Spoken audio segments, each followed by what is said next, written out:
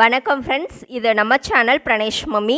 இன்றைக்கி நம்ம வீடியோவில் நம்ம எதை பற்றி பார்க்க போகிறோம் அப்படின்னா 8 மந்த்ஸ்லேருந்து எல்லா வயசு குழந்தைங்களுக்குமான ஒரு super healthy wait gaining baby food. குழந்தைங்களுக்கு பசி எடுக்கலை, வெயிட் போடலை, நல்லா சாப்பிடல அப்படின்னா அதுக்கு ஒரு முக்கியமான காரணம் இரும்புச்சத்து ரொம்ப கம்மியாக இருக்கிறது. இந்த ஃபுட்டில் பார்த்திங்க அப்படின்னா இரும்புச்சத்து 2 மடங்கு அதிகமாக இருக்கும். குழந்தைங்களுக்கு நல்லா பசி எடுக்கும், நல்லா வெயிட் போடும், நல்லா சாப்பிடுவாங்க. இந்த சூப்பரான ரெசிபி எப்படி செய்கிறதுன்னு பார்க்குறதுக்கு முன்னாடி இந்த வீடியோவுக்கு ஒரு லைக் பண்ணிவிடுங்க. நீங்கள் லைக் பண்ணால் தான் நெக்ஸ்ட் வீடியோஸ் போட எனக்கு இன்ட்ரெஸ்டிங்காக இருக்கும். ப்ளஸ் ஃபஸ்ட் டைம் நம்ம சேனல் பார்க்குறீங்க அப்படின்னா சப்ஸ்கிரைப் பண்ணிவிட்டு பாருங்கள். இப்போ வீடியோக்குள்ளே போகலாம். ஓகே ஃப்ரெண்ட்ஸ், இரும்புச்சத்து 2 மடங்கு அதிகமாக இருக்கக்கூடிய இந்த வெயிட் கெய்னிங் பேபி ஃபுட் செய்கிறதுக்கு இன்றைக்கி 1 ஸ்பூன் வெள்ளை அவல், அது கூட 2 டேட்ஸ் நல்லா கழுவிட்டு ஒரு 1/4 மணி நேரம் ஊற வச்சுருந்தேன். இது நல்லா குலைவாக நல்லாவே ஊறி வந்துட்டுருக்கு.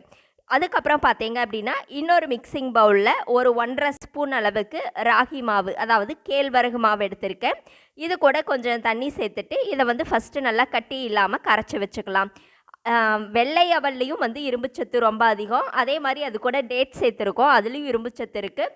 அதே மாதிரி கேழ்வரகுலேயும் பார்த்தீங்க அப்படின்னா இரும்புச்சத்து ரொம்ப அதிகம். ஸோ குழந்தைங்களுக்கு ரொம்ப ரொம்ப ஒரு ஹெல்த்தியான பேபி ஃபுட் இது நல்லா கரைச்சி எடுத்து வச்சுக்கோங்க. இப்போது ஸ்டவ்வில் ஒரு சாஸ் பேன் வச்சுக்கலாம். நம்ம நல்லா கரைச்சி எடுத்து வச்சுருக்கோம் இல்லையா அந்த ராகி மாவு, அதை இது கூட சேர்த்துக்கலாம். இப்போ இது கூடவே இன்னும் கொஞ்சம் எக்ஸ்ட்ரா தண்ணியும் சேர்த்துக்கணும். ஏன்னா நமக்கு கேழ்வரகு மாவு வெந்து வர்றதுக்கு தண்ணி அதிகமாக தேவைப்படும். நல்லா வெந்து வந்தால் தான் அந்த பச்சை வாசனை இருக்காது, குழந்தைங்களுக்கும் நல்லா டைஜஸ்ட் ஆகும். இப்போ கொஞ்சம் எக்ஸ்ட்ரா தண்ணியும் சேர்த்துட்டு நான் நல்லா கைவிடாமல் கலந்து விட்டுக்கிறேன். இது நல்லா வெந்துட்டு அந்த பச்சை வாசனை எல்லாம் போயிட்டு இந்த மாதிரி ஒரு திக் கன்சிஸ்டன்சி வரும். அதுக்கு பின்னாடி நம்ம ஊற வச்சுருக்கோம் இல்லையா அவல், வெள்ளை அவல், அது நல்லா குலைவாக ஊறி வந்துட்டுருக்கு. அந்த அவல் டேட்ஸ் 2ஐயும் சேர்த்துட்டு நல்லா கலந்து விட்டுக்கோங்க. இப்போ அந்த ராகி மாவு கூடவே இந்த அவல் டேட்ஸ் 2மே சேர்ந்து நல்லா வெந்து வரட்டும். மேக்ஸிமம் ஒரு 5 மினிட்ஸ் தான் ஆகும் இது எல்லாமே நல்லா வெந்து வர்றதுக்கு. இப்போ இது வெந்துட்டு இருக்கும்போதே ஒரு 2 துண்டு ஆப்பிளை மேலே இருக்கிற தோலெல்லாம் சீவிட்டு நல்லா துருவி எடுத்து வச்சுருக்கேன், அதையும் இது கூடவே சேர்த்துக்கிறேன். ஆப்பிள்லேயும் இரும்புச்சத்து இருக்குது. ஸோ இந்த ஃபுட்டு பார்த்தீங்க அப்படின்னா குழந்தைங்களுக்கு இரும்புச்சத்தை அள்ளித்தர ஃபுட்டு அப்படின்னே சொல்லலாம்.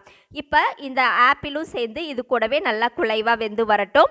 ஒரு 2 மினிட்ஸ் 3 மினிட்ஸ் ஆப்பிள் சேர்த்ததுக்கு பின்னாடி இந்த மாதிரி நல்லா கலந்து விட்டுட்டு நம்ம ஸ்டவ் ஆஃப் பண்ணிக்கலாம். இப்போது ஒரு மேஷர் எடுத்துக்கோங்க. உங்கள் குழந்தை எந்த கன்சிஸ்டன்சியில் சாப்பிடுவாங்களோ அந்த அளவுக்கு மசிச்சு எடுத்துக்கோங்க. 10 மாதத்தில் இருக்கிற குழந்தைங்களுக்கெல்லாம் இதை மசிக்கவே தேவையில்லை, நல்லா குலைவாக இருக்கும், அப்படியே கொடுக்கலாம். இப்போது இதை நல்லா மசிச்சுட்டு ஒரு சர்விங் பவுலுக்கு மாற்றிட்டு ஒரு மிதமான சூட்டில் மார்னிங் பிரேக்ஃபாஸ்ட்டாவோ, லன்ச் டைம்லேயோ, ஈவினிங் ஸ்நாக்ஸாவோ, டின்னராகவோ நீங்கள் தாராளமாக கொடுக்கலாம். இந்த ரெசிபி உங்களுக்கு பிடிச்சிருந்தது அப்படின்னா மறக்காமல் நம்ம சேனலை சப்ஸ்கிரைப் பண்ணுங்கள், லைக் பண்ணுங்கள். அதே மாதிரி உங்களுடைய கருத்துக்களையும் கமெண்ட்டில் சொல்லுங்கள். Thank you friends.